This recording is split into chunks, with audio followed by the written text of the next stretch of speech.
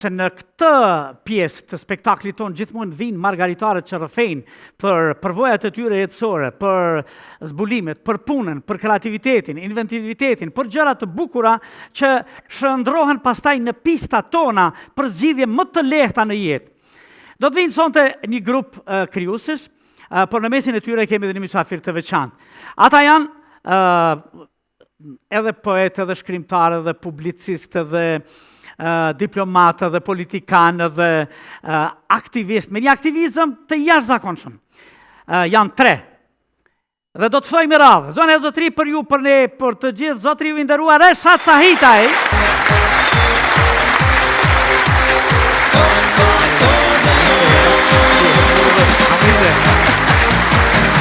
Po kama neftë aty. Bajnë do atë rëkisjet, sepse do të aftojmë një musafir të veçantë që vjen, po vjen një hikras tibi, thojnë latinisht, sot mua nesër ty. Fate të ngjashme, që dikur sikur ndoshta nuk na kishin honepsur, por sot ndajmë fatin e përbashkët në synimin për lirin tonë edhe të atyre. I pritëm krahapt. Dhe mendoj se bëm një gjatë të bukur. Ai vjen nga Ukraina, po ka gati 2 vite që jeton në Kosovë. Është gazetar, është poet, zonja dhe zotëri për ju, për ne, për të gjithë, Volodimir Martinov. Hajde,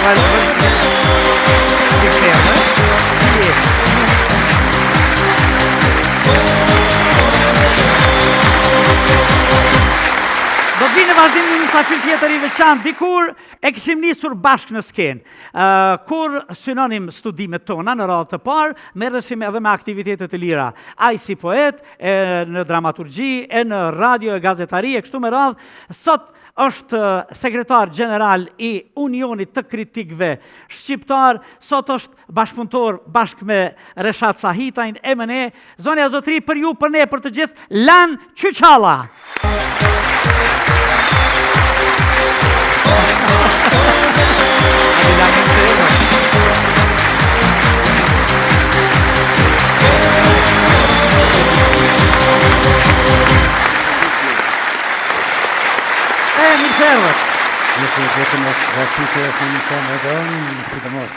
Një që duke bërë një moderim të atashëm. Reshat, faleminderit shumë. Po drejtohem me Reshat, se vetë na i ke thy krejt barierat, mos me të drejtu me shumë tituj, po si mikun më i afërt, prej atyre ditëve të larta, të vështira, kur je kon derë e hapur prej presidentit e teri tek njeriu më i thjesht. Dejtë Albini. Dejtë Albini në Berlin. Në Bruxelles. Mirë, kishim pas në përgjithësi qytet një njeri si puna juaj edhe si familja juaj. Faleminderit që jesonte këtu me ne. Faleminderit që keni ardhur si një trekëndsh i bukur që e me punën tuaj po doni me vazhdu suksesshëm, siç është Unioni, po e quaj Unioni i Kritikëve dhe i Kritikëve Shqiptar. Unioni shkrimtarëve dhe i kritikëve shqiptarë. Është unioni që u krijue kur u ktheve mas sa vitesh mërgim? Po, mas 20 vite në mërgim, pas përfundimit të luftës në Kosovë, sepse unë as fëmijët e mia, as në familja ime, kur s'kemi guxuar marrë në këtu, mirë po kemi vepruar në Bruxelles, dhe në vitin 99 qershor kam marrë me forcat e NATO-s dhe kam punuar një kohë të gjatë për NATO-n, domon pas luftës Kosovë. A me forcat e NATO-s hyre? Po. Se me Anne-Marie Lizin, në realitet po e quj sikur me hinë mes NATO, se në NATO ishë hirë dikush tjetër para teje, Behare Regjepi, gruaja jote. Zonja nderuar që e përshëndesim. Takimi i parë i një shqiptari me drejtorin e NATO-s. Flasë se Shqipnia stakohej se stakohej, se ishte komuniste, Kosova ishte e shtypur e robruar, edhe një ditë Beharja, me punën tu ju arrit me hite drejtori me i thonë, o, gjallë jemi, aman. Kjo është një epizod shumë i rëndësishëm në jetës tonë, por është i rëndësishëm edhe për Kosovën, sepse deri më atëherë në arkivat e NATO-s nuk ka pas asnjë dokument për Kosovën, kur farë kërkese s'ka pas. Dhe ku shkon Beharja normal aty, ai drejtori NATO-s e këshyrë, thotë unë thotë kam me një shqiptare, s'ka me ty takim, thot më unë jam shqiptare bre, jo, thot, se ai ka pas një paragjykim se shqiptarët shkojnë me shamia, janë të veshura kështu si primitivet paditura e kështu me radhë. Që ka bërë propaganda në Serbia, edhe e thirrë sekretari thot në telefon, thot ju lutem bjema le të njoftimin që sa gruas që tu që ka ardhur për shet, e thot kosovare.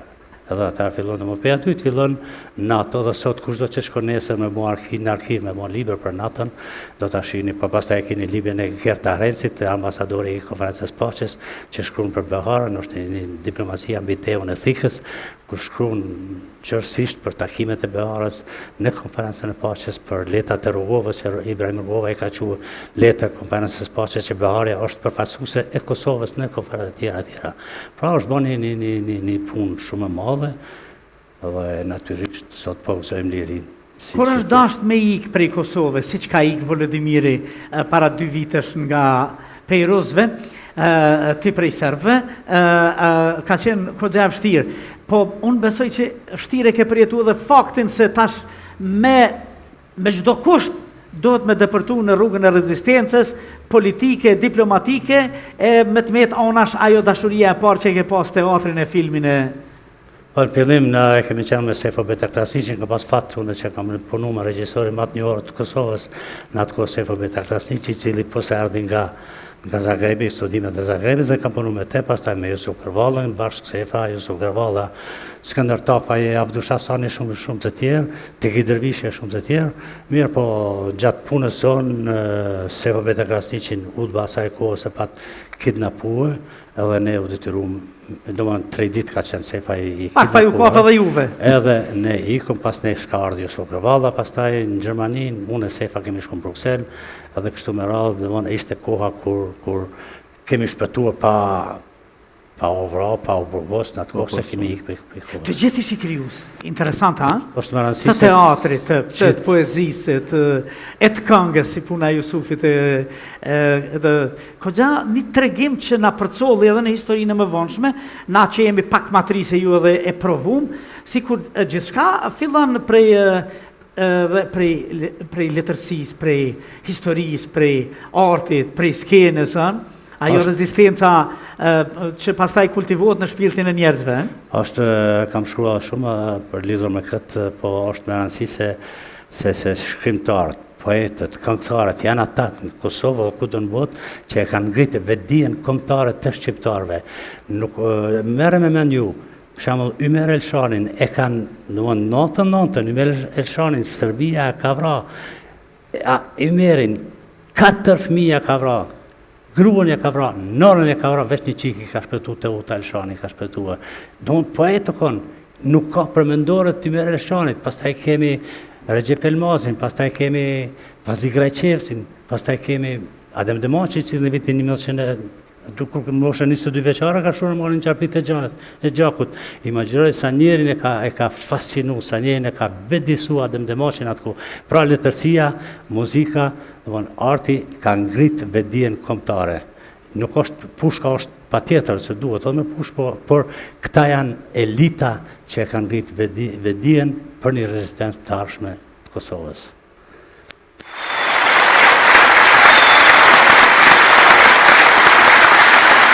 Lanë, si jemë lanë? Mirë, Mirë se erdhe. Mirë që gjetëm, faleminderit. Po si e buri dhe ut? Po, mirë, po shkojmë kështu.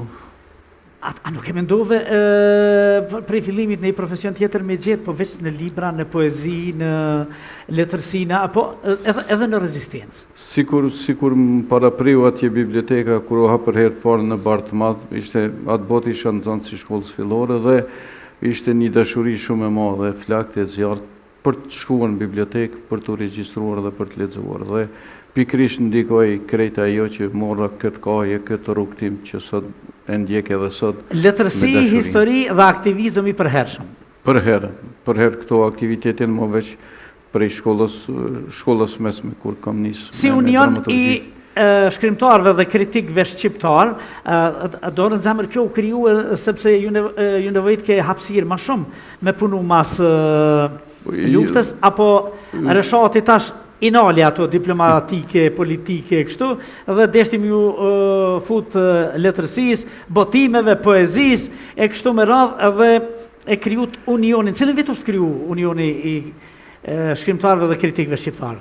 Reshati ishte ideator, ashtu si që ishte ideator që përmend edhe më lart, pak më parë atje për ideatori edhe kreatori gjithë veprimtarisë së bujshme adhetare për sensibilizimin e çështjes së shqiptare atje në Parlamentin Evropian, po kështu sapo u kthy pas luftës, më njëherë si ideator tha të gjitha shoqatat, se vërtet u formuan shumë shoqata, shumë klube shkrimtarëve, ta themelojmë dhe ta formojmë unionin e shkrimtarëve, të gjithë një union të përbashkët dhe majtëm kongresin.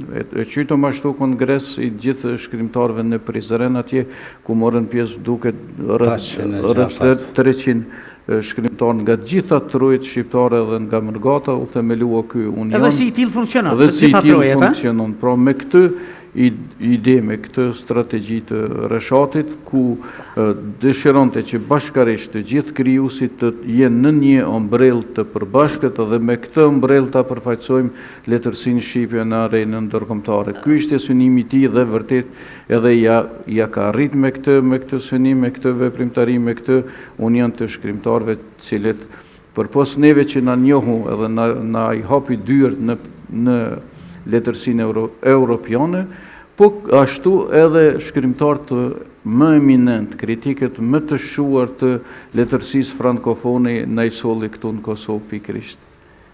Ky është pra... Frankofone se frankofon, shkoj me ti aty, ka mujt me konë edhe anglofon. është shërbi sepse është rrjeti jonë quhet AICL,